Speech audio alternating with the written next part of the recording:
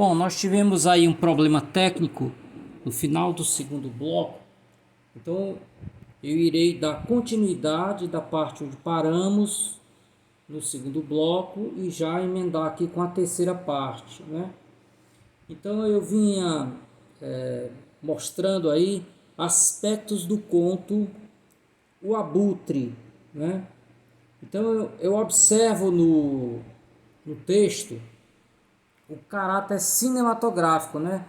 A força imagética do conto no seguinte trecho: um fósforo foi riscado, a chama avivou o rosto do cavaleiro de marrom, conferindo-lhe um toque todo especial aos seus olhos tristes. Então aí o jogo de luz e sombra, não é?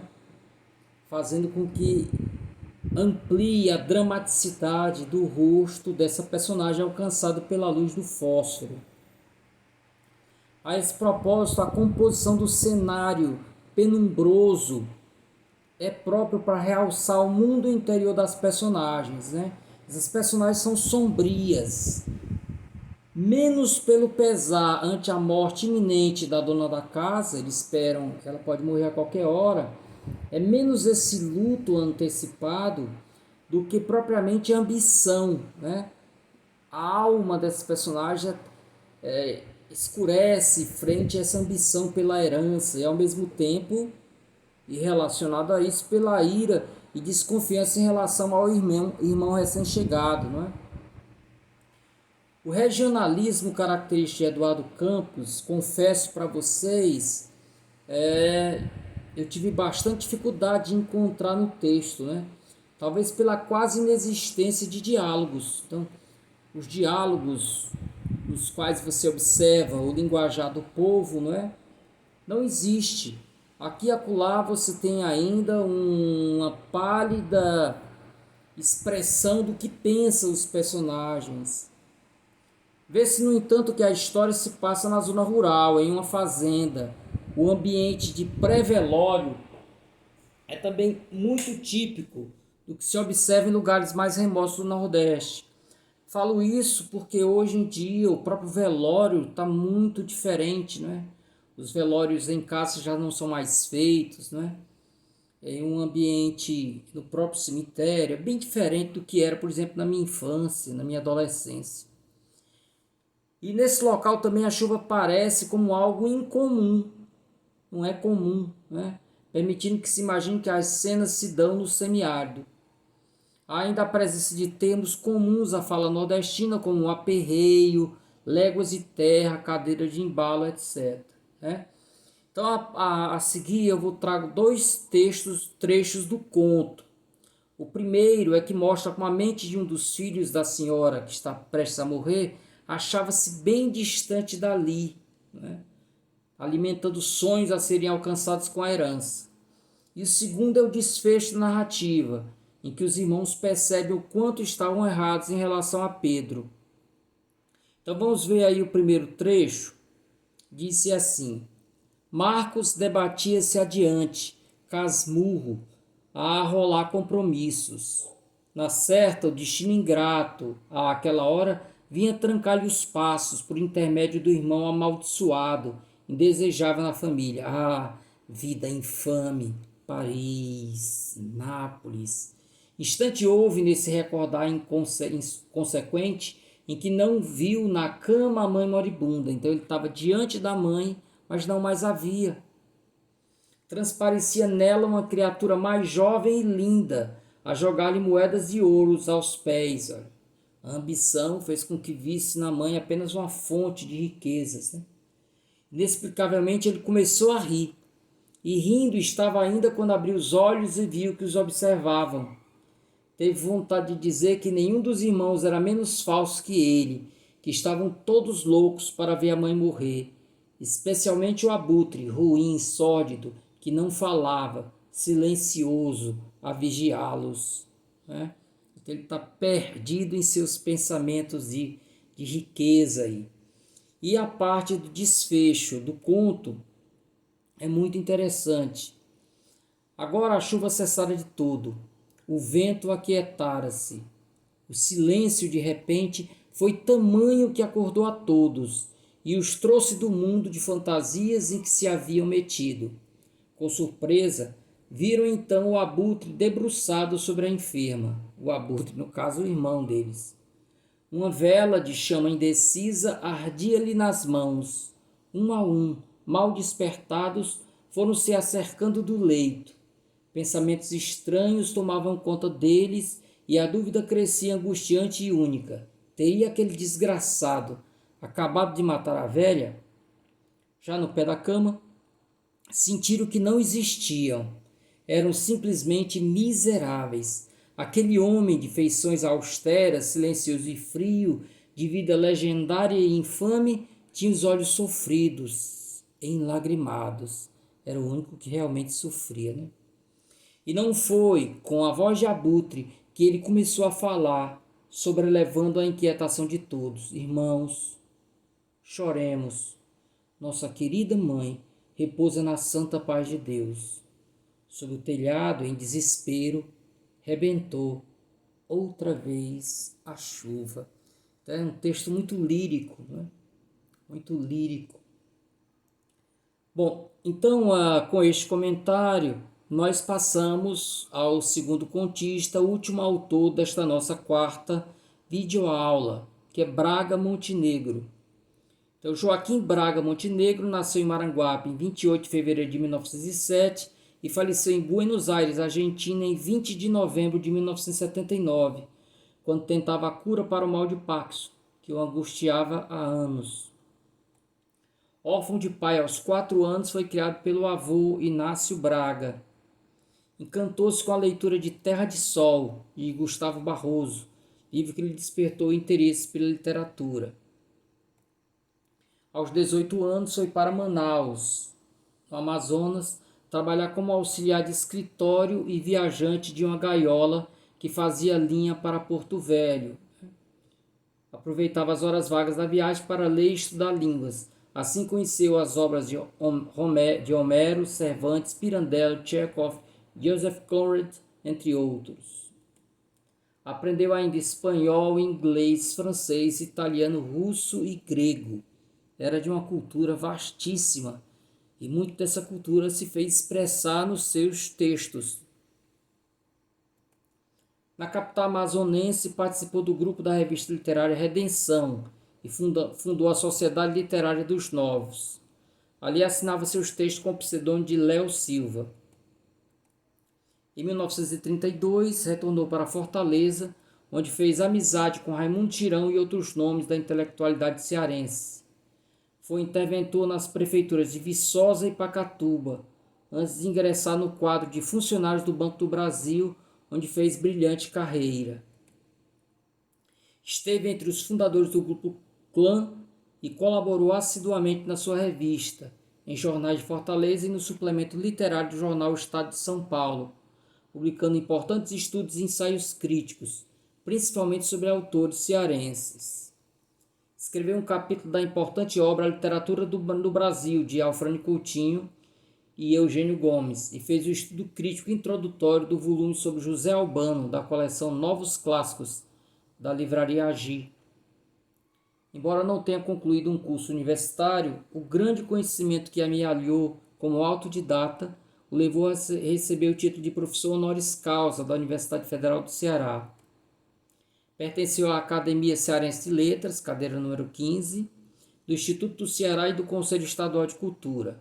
É patrono da cadeira número 7 da Academia de Letras dos Funcionários do Banco do Brasil. Incluem-se entre as obras que publicou Uma Chama ao Vento, As Viagens e Correio Retardado, crítica literária em 2 volumes. Lindas palavras de Santos de Azevedo. Ele diz o seguinte: não fosse a enfermidade que o atormentava há cerca de 10 anos, e o autor de Correio Retardado talvez nos houvesse deixado a obra bem mais vasta. Todavia, os livros que nos legou, de ficção e de crítica, para não falarmos dos estudos inéditos, dos prefácios não enfeixados em livro, ou dos inúmeros artigos espalhados pelos jornais, são mais do que suficientes para lhe garantir lugar de destaque entre os maiores escritores cearenses de qualquer época. Alguns aspectos da obra. Foi um autor seguro de sua técnica e vocacionado para o conto. Braga Montenegro, que temos citado tanto como crítico, um dos maiores que o Ceará já teve, estreou em livro com Uma Chama ao Vento, de 46, livro de contos, publicando em 1960 As Viagens. Esse livro, As Viagens, é baseado nas observações dele no Amazonas, né? Que teria em 76 uma segunda edição, acrescido de outras ficções. Sua arte contista, que põe em relevo especial os problemas da alma e da psique, está bem representada em narrativas como Uma Chama ao Vento e Agonia, que é do primeiro livro de estreia dele. Nós iremos ver daqui a pouco o conto Uma Chama ao Vento, que também estou enviando para o Siga de vocês. Os contos de Braga Montenegro revelam sem dúvida um escritor em que a acuidade psicológica predomina e cujo estilo deflui naturalmente dessa primazia da vida interior sobre a vida exterior. A primeira conclusão a tirar dos escritos de Braga Montenegro é de que se trata de um prosador consumado, profundo conhecedor do seu ofício e das complexas particularidades do universo semântico. Lembrando que ele foi também um grande crítico, então ele conhecia profundamente a arte da ficção. Sua prosa é rica de significados e de invenções. Embora algumas vezes a estruturação dos diálogos assuma configurações despropositadamente eruditas, esses contos, vistos por uma perspectiva abrangente, revelam um autor extremamente preocupado em preservar a autenticidade e a autonomia psicológica de seus personagens. Então, Francisco Carvalho nos traz aqui um dos pontos menos fortes aí de Braga Montenegro, que era o trabalho com os diálogos. Seus contos são marcados por uma forte densidade emocional. Em sua obra, assume relevo especial os problemas da alma e da psique, ou seja, a paisagem emocional das personagens. Sua capacidade de penetrar o óbvio subjetivo e apreciável, não lhe escapando por menores episódicos no âmbito da vida interior, e até mesmo pequenos fatos que se prendem aos domínios do inconsciente. Apesar do longo tempo decorrido desde a sua publicação em 1946, estou convencido de que estes contos do livro Chama ao Vento não perderam o seu interesse nem a sua atualidade. Interesse não apenas do ponto de vista histórico, como também pelo que eles representam em termos de realização estética e de significado humano. São, de fato, contos muito carregados, né, dessa reflexão sobre o ser. Por isso são universais e atemporais. Trata-se de uma obra realizada com fundamento em valores estéticos inequívocos. Então, no livro As Viagens, que eu já citei, de 1960, está presente o mundo amazônico, que Braga conheceu de perto, pois lá viveu de 1925 a 1932. Essas novelas são resultado de sua experiência na região, mas é interessante, não se trata da experiência vivida. Como lembra Alceu Amoroso Lima, é a experiência observada e principalmente a experiência imaginada. É o escritor modificando a realidade, consciente de seu papel de transfigurador da vida. Então, que nos fala desse processo de criação, né? No processo de criação, o escritor não apenas reproduz a vida, não é? E nem teria como fazê-lo, porque ele está trabalhando com palavras, né? De toda forma, ele trabalha sobre a realidade, né? Ele a transfigura, né? A transforma em matéria literária. A novela Os Cárceres Verdes, né, do livro As Viagens, foi considerado por Herman Lima uma verdadeira obra-prima de densidade, no melhor teor conradiano, mas de absoluta originalidade. É aqui uma referência, é claro, a Coração das Trevas, né? Coração das Trevas, que se passa na selva do Congo. O Joseph Conrad faz essa obra, depois ela tem uma versão para o cinema, foi bastante modificado, né? Mas de toda forma o Coração das Trevas se passa no interior das matas. E aí Herman Lima vê esse diálogo aí, né? Entre esse universo da mata, mas que esconde o seu quê de mistério e até mesmo de trevas, né? De penumbra. Falo inclusive em termos psicológicos, né? Lembrando que o personagem do romance do Conrad, ele enlouquece, é um caçador de marfins que vai adentrando, à medida que vai adentrando na floresta, ele vai se primitivizando, né? Então, ele vê aí esse ponto de contato entre os Cáceres Verdes, conto do Monte Negro, e o Coração das Trevas, do Joseph Conrad. A referida novela, Os Cáceres Verdes, inicia-se com a soberba descrição da paisagem amazônica. Então eu trouxe aqui como realmente ele consegue captar de maneira muito bela no retrato. Ele faz um retrato muito bonito da selva. Então vejamos aí o trecho. A manhã lacrimejante de orvalho e incendiada de clarões arroxeados abriu-se lenta sobre a floresta equatorial. O sol naquelas paragens é uma sem-saboria. Não adianta nem retarda o trajeto cotidiano. Quer os ares estejam pejados de tempestades e aguaceiros, quer o céu se dissipe em profundidade e azul. Na apertada clareira, onde o varadouro fazia ângulo agudo e derivava a nordeste, sempre reto, a perder-se breve no túnel verde, levantava-se entre troncos e entrelaçamentos de cipós e palmas o tapiri do seringueiro.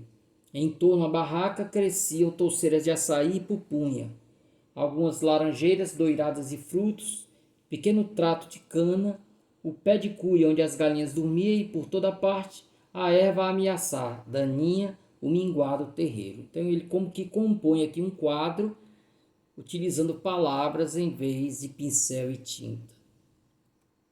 Então eu trouxe aqui um conto do autor, que também foi enviado para o Siga de Vocês, né? E esse conto chama-se exatamente Uma Chama ao Vento, que é o conto que abre e que dá nome ao livro do qual faz parte, né?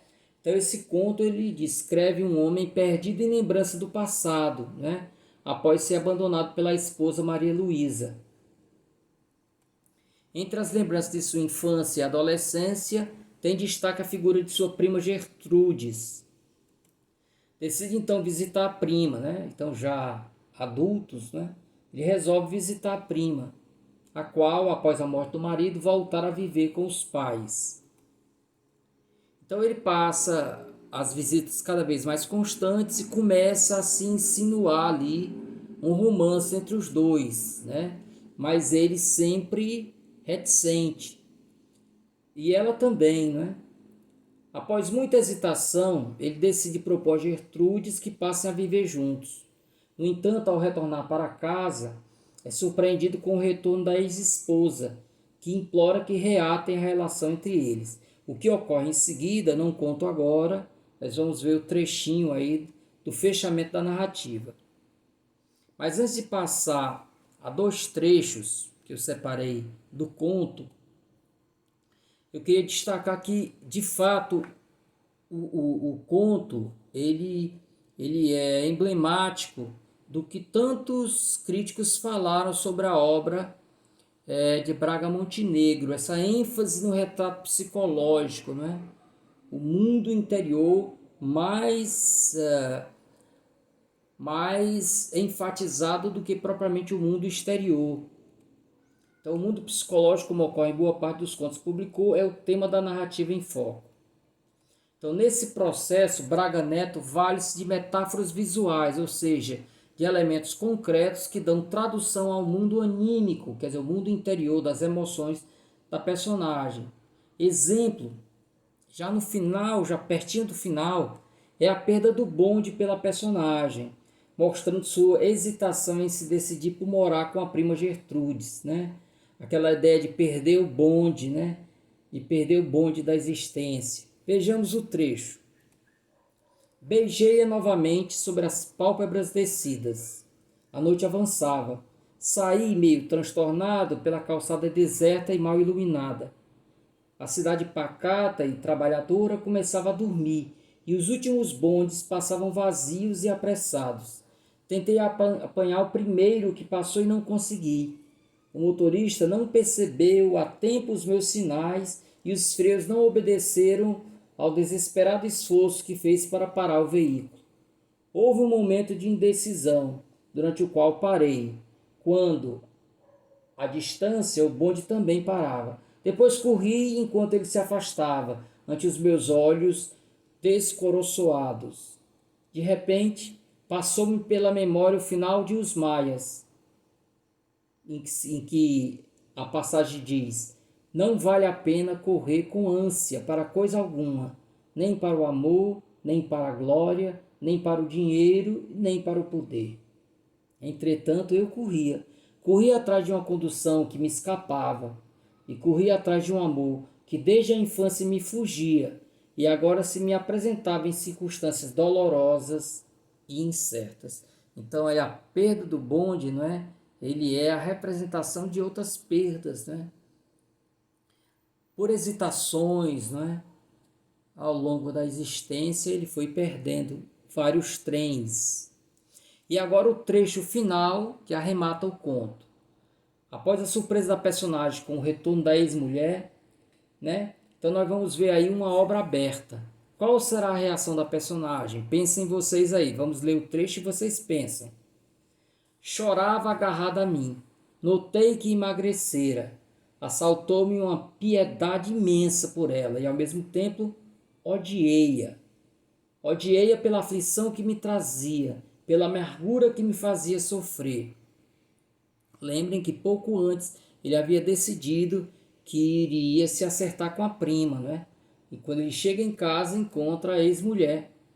Levei-a ao meu quarto e ela continuava a chorar, agora baixinho, os olhos escancaradamente abertos, os cabelos desleixados pelo rosto alvo, onde as lágrimas davam um brilho pálido.